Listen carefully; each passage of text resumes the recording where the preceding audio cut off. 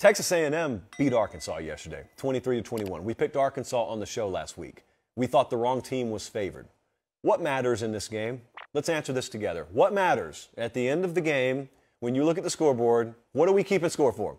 It matters who won. That's what matters. Doesn't matter what a box score says. That's all just minutia that you can throw in the blender of conversation after the game, and believe me, I'm about to. That's why I am caveating everything with Texas A&M won this game. That's all that matters, and that is what people will remember 6 months from now, 6 years from now. Having said that, I don't have a different opinion on either one of the teams after the game. So I have this big A&M group text that I'm a part of. And a lot of them always try and guess what I'm going to say about the Aggies after a game. Now, they haven't had too difficult a time guessing what I'm about to say the last couple of weeks, but there was a mixed reaction in the group text yesterday. One of them said, "You got to apologize to us." Then another one jumped on that one before I could and said, "Bro, he's not going to apologize. We kind of secretly got outplayed." Then that person responded and said, "Who cares? We won the game." I just sent an emoji. I'm not going to tell you which one.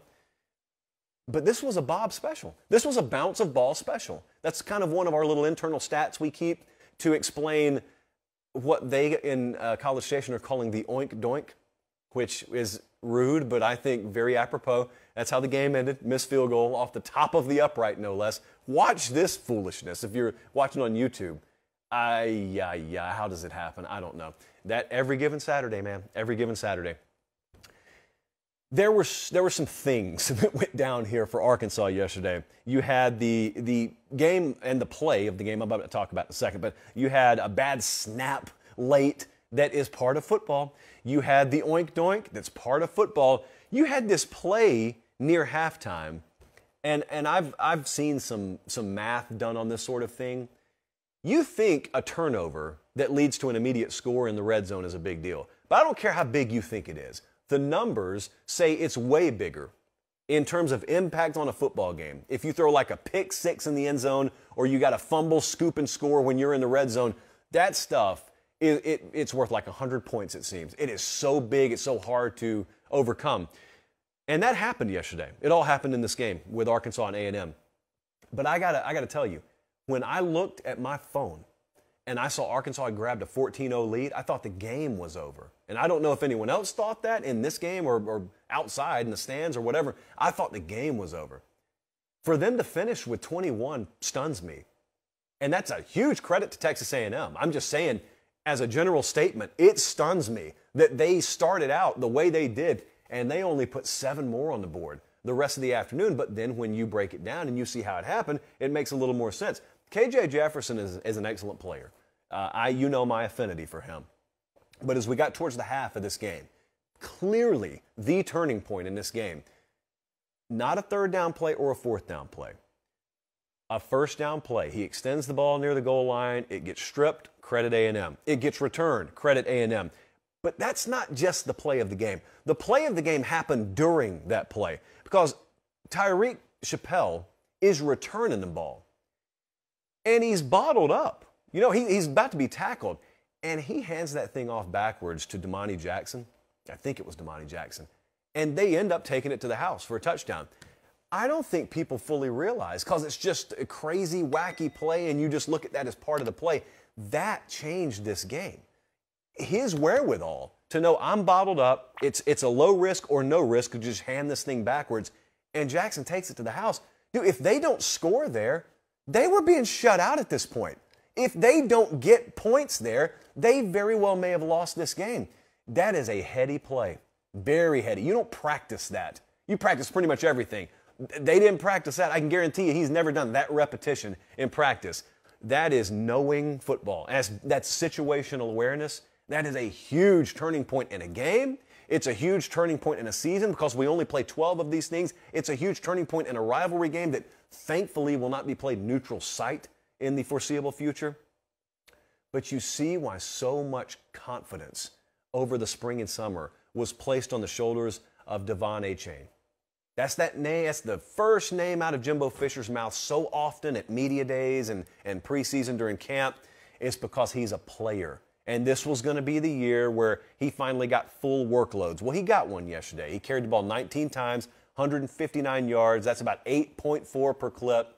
He was, to me, the best player on the field yesterday. He was the biggest difference maker on the field yesterday and ripping off big runs when they needed them, because this is not a Texas A&M offense that's ever going to be consistent.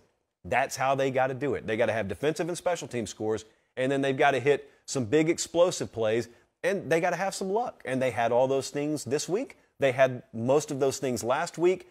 I'm very interested to see where they go, because, you know, the way I've watched A&M when they beat Miami, they didn't light the world on fire, but they beat them. They beat Arkansas yesterday. They didn't light the world on fire, but they beat them. Every week you do that, you're buying yourself more time. They've got all their goals still in front of them. Do the Aggies. They got everything they want to play for. Their loss is to App State. They don't have a conference loss. They can do everything they want to, and they've got it all on the table, so they control it. My point is, when you buy yourself time, you're hopefully saying you're buying yourself time to improve in certain areas. You're hoping to get a little bit more offensive consistency. Evan Stewart flashed yesterday at wide receiver. You hope that you start building rapport. Anaya Smith looks like he's done for the year. So they have to find guys. They have to be able to manufacture enough offense. They play Mississippi State this week. And I think some of you may be surprised by what this line opened at. We're not. Mississippi State's favored against them by 2.5. That's in Starkville.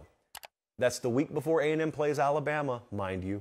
So keep that on your radar. With Arkansas, I don't know. Maybe some people drastically have their minds changed based on these outcomes. I think, you know, I look at the sport a little bit different, more of a power rating stance than a ranking stance. I heard Arkansas drop 10 spots in the AP. I don't even think it will change their power rating, or it'll change minimally. A&M's power rating will change minimally. I highly suspect we'll have Arkansas ahead of A&M Tuesday night. I haven't run the numbers yet.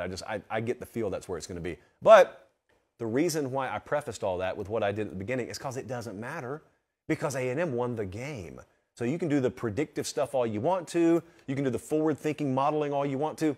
They play the games eventually. And if you win it, it doesn't matter what the spread was. It doesn't matter what anyone says it would be, who would be favored tomorrow. They're not going to play it again. These aren't series. It's not the NLCS. They play it one time. They played it, A&M won. Congratulations to them. Arkansas now, wounded animal mode. Who do they play? Bama this weekend. You know what it reeks of to me? It's like a reverse Kansas State Tulane thing. I think if we look towards next week's game, in isolation, the best shot that Arkansas probably had against Bama was losing yesterday, because you know what it does to a locker room. So you don't want to lose, but I'm just saying, if you look at a one-game season coming up, Bama's favored by 15.5, which is about 5 points short of what they were favored by at Texas a couple of weeks ago. You remember how that one went. There's going to be a war in Fayetteville Saturday. Thanks for watching, guys. Don't leave yet. Don't leave yet. Make sure you like the video, and please subscribe to the channel. Not just for me. That's how we keep this entire thing free.